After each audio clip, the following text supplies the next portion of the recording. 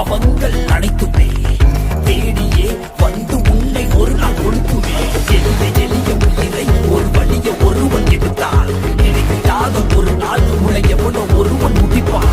நேற்று செய்த தவறை நீ மேலும் மேலும் செய்தால் மேலே உள்ள அவனோ உன்னை கீழே மிதித்து கொள்வான்.